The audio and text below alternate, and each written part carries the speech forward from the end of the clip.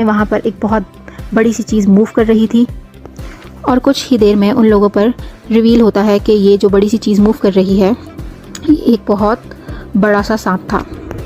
जिस देख यहाँ के सर्वाइवर्स दूसरे सर्वाइवर्स की तरफ भागने की कोशिश कर रहे थे, लेकिन ये मॉन्स्टर उनको यहाँ से भागने तक का मौका नहीं देता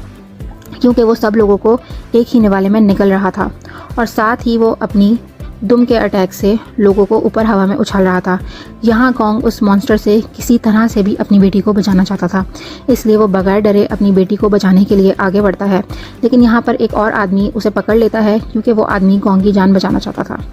कॉन्ग की बेटी उसे देख रही थी और इसी दौरान उस मॉन्स्टर ने कॉन्ग की बेटी को भी निगल लिया था। बहुत सारे लोगों को खाने के बाद इसने यहाँ से जंगल के अंदर चला गया था, लेकिन यहाँ सभी लोग बहुत डर चुके थे क्योंकि उन्होंने अपने प्यारों को खो दिया था। दूसरी तरफ हम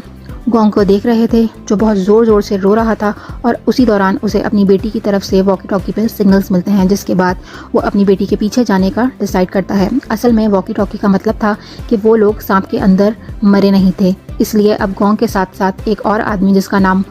माओ है वो दोनों स्नेक के अंदर लोगों को बचाने का डिसाइड करते हैं,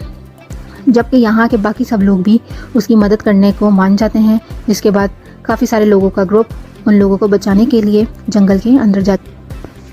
जा चुका था और जंगल के बाहर खड़े लोग उन लोगों को बेवकूफ़ समझ रहे थे क्योंकि उन लोगों का मानना ये था कि अंदर जाना सुसाइड करने के बराबर था। लेकिन इन लोगों की जान भी इधर जंगल से बाहर सेव नहीं थी क्योंकि यहाँ पर भी एक अजीब से मॉन्स्टर ने इन लोगों को खाने की कोशिश की थी और इन लोगों को अपनी लंबी सी ज़बान से निगल लिया था। वो मॉन्स्टर खुद तो नज़र नहीं आ रहा था,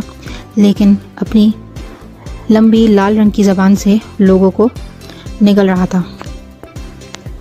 जबकि दूसरी तरफ हम उस मॉन्स्टर को देखते हैं जो अपने नेस्ट में वापस जाकर अपने मुंह से निगले हुए लोगों को निकाल रहा था और उन लोगों को निकाल कर फेंकने के बाद